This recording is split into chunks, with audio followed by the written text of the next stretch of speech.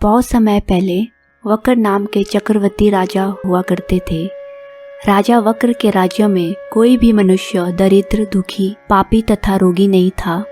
एक समय की बात है, राजा वक्र अनंत शयन नामक तीर्थ में गए। वहां उन्होंने जगदीश्वर भगवान विष्णु की विधि पूर्वक पूजा की। दिव्य मणि, स्वर्ण के बने हुए सुंदर पुष्पों से पूजन करके राजा ने प्रणाम किया। प्रणाम करके वे जैसे ही बैठे, वैसे ही उनकी दृष्टि भगवान के पास आते हुए एक ब्राह्मण पर पड़ी, जो उन्हीं के नगरी के निवासी थे। उनका नाम था विष्णुदास। उन्होंने भगवान जी की पूजा के लिए अपने हाथ में तुलसी और जल ले रखा था। निकट आने पर उन ब्राह्मण ने विष्णु का पाठ करते हुए भगवान को स्नान करवाया और तुलसी के पत्तों से उनकी विधिवत पूजा की। राजा वक्र, जो पहले रत्नों से भगवान की पूजा कर चुके थे, वह सब रत्न तुलसी पूजा से ढक गई। ये देखकर राजा बहुत क्रोधित हुए और बोले, विष्णुदास, मैंने मणियों तथा स्वर्ण से भगवान की पूजा की थी। वह कितनी शोभा पा रही थी, तुमने तुलसी चढ़ाकर उसे ढक दिया। मुझे तो ऐसा लगता है कि तुम दरिद्र और गंवार हो, भगवान विष्णु की भक्ति बिल्कुल नहीं जानते। राजा की ये बात सुनकर ब्राह्मण बोले, हे राजन, आपको भक्ति का कुछ भी पता नहीं, केवल राजलक्ष्मी के कारण आप घमंड कर रहे हैं। तब राजा वक्र हंसने लगा, तुम तो दरिद्र और निर्धन हो, तुम्हारी भगवान विष्णु में भक्ति ही कितनी है। तुमने भगवान विष्णु को संतुष्ट करने वाला कोई भी यज्ञ दान नहीं किया और ना पहले कभी कोई देव मंदिर ही बनवाया है। इतने पर ही तुम्हें अपनी भक्ति पर इतना गर्व है। अच्छा, तो ये सभी ब्राह्मण मेरी बात सुन ले।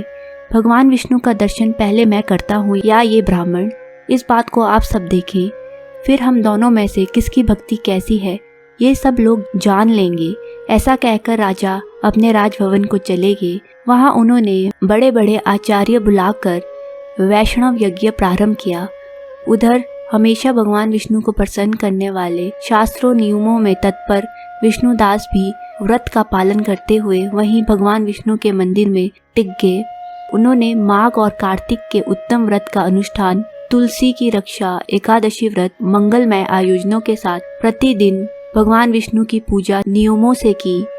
वे प्रतिदिन चलते फिरते और सोते जागते सब समय भगवान विष्णु में ही लीन रहते। इस प्रकार राजा वक्र और विष्णुदास दोनों ही भगवान लक्ष्मीपति की आराधना में संलग्न रहते। दोनों ही अपने अपने व्रत में स्थित थे। दोनों की ही संपूर्ण इंद्रियां तथा समस्त कर्म भगवान विष्णु को समर्पित हो चुके थे। इस अवस्था में उन दोनों ने बहुत समय व्यतीत किया। एक दिन की बात है कि विष्णुदास ने पूजा पाठ करने के पश्चात भोजन तैयार किया, पर कोई उसे चुरा कर ले गया। विष्णुदास ने देखा भोजन नहीं है, पर उन्होंने दोबारा भोजन नहीं बनाया, क्योंकि ऐसा करने पर सायंकाल की पूजा के लिए उन्हें अवकाश नहीं मिलता और प्रतिदिन के नियम का भंग हो जाने का भय था। दूसरे दिन फिर से उसी समय पर भोजन बनाकर वे जैसे ही भगवान विष्णु को भोग अर्पण करने के लिए गए, वैसे ही किसी ने आकर फिर सारा भोजन चुरा लिया। इस प्रकार 7 दिनों तक कोई आकर उनके भोजन का अपहरण करता रहा। इससे विष्णुदास को बड़ा दुख हुआ। वे इस प्रकार मन ही मन विचारने लगे, कौन प्रतिदिन आकर मेरी रसोई चुरा ले जाता है। यदि दोबारा रसोई बनाकर भोजन करता हूँ तो सायंकाल की पूजा छूट जाती है। यदि रसोई बनाकर तुरंत ही भोजन कर लेना उचित हो तो भी मुझसे यह ना होगा, क्योंकि भगवान विष्णु को सब कुछ अर्पण किए बिना कोई भी वैष्णव भोजन नहीं करता। आज उपवास करते हुए मुझे 7 दिन हो गए। इस प्रकार मैं व्रत में कब तक स्थिर रह सकता हूँ। ऐसा निश्चय करके भोजन बनाने के बाद वे कहीं छिपकर खड़े हो गए। इतने में ही उन्हें एक चोर दिखाई दिया, जो रसोई का अन्न चुरा कर ले जाने के लिए तैयार खड़ा था। भूख के मारे उसका सारा शरीर दुर्बल हो गया था। मुंह पर दीनता छा रही थी। शरीर में अस्थियां और मांस बिल्कुल भी नहीं बचा था। उसे देखकर श्रेष्ठ ब्राह्मण विष्णुदास का हृदय करुणा से भर गया। उन्होंने भोजन चुराने वाले चोर को देखकर कहा, भैया जरा ठहरो, क्यों रूखा सूखा खाते हो, ये घी तो लेते जाओ। ये कहते हुए विष्णुदास को आते देख वो चोर भय के कारण बहुत तेजी से भागा और कुछ ही दूर पर मूर्छित होकर गिर पड़ा। चोर को भयभीत और मूर्छित देखकर विष्णुदास बड़े तेजी से उसके पास आए तथा दयावश अपने वस्त्र के छोर से उसे हवा करने लगे।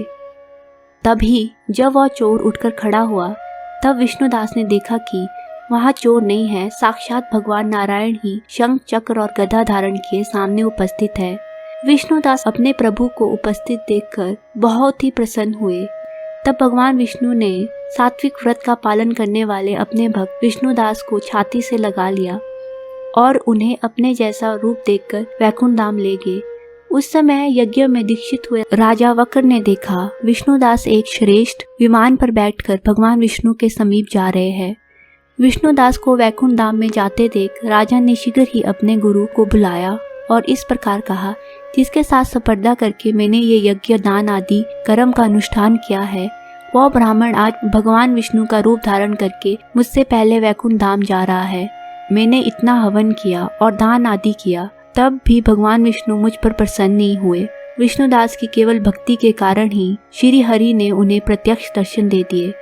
इससे जान पड़ता है कि भगवान विष्णु केवल दान एवं यज्ञों से प्रसन्न नहीं होते, उन प्रभु का दर्शन कराने में भक्ति ही सबसे बड़ा कारण है। ये कहकर राजा अपने भांजे को राज्य दे यज्ञशाला में गए और यज्ञ कुंड के सामने खड़े होकर भगवान विष्णु को संबोधित करते हुए 3 बार ऊंचे स्वर में बोले, भगवान आप मुझे मन, वाणी, शरीर और क्रिया द्वारा होने वाली भक्ति प्रदान कीजिए। इस प्रकार कहकर वे सबके देखते देखते अग्नि कुंड में कूद पड़े। बस उसी समय भगवान विष्णु उस अग्नि कुंड में प्रकट हो गए। उन्होंने राजा को छाती से लगाकर एक श्रेष्ठ विमान पर बैठाकर उन्हें साथ ले वैकुंठ धाम को प्रस्थान किया। इन दोनों की भक्ति पर ही भगवान परम प्रसन्न हुए थे। भगवान की कृपा से ब्राह्मण विष्णुदास पुण्यशील और राजा वक्र सुशील नाम से भगवान के प्रसिद्ध पार्षद हुए। इन दोनों को अपने ही समान रूप देखकर भगवान लक्ष्मीपति ने अपना द्वारपाल बना दिया। ऐसी ही धार्मिक कहानियाँ सुनने के लिए चैनल को लाइक और सब्सक्राइब करें।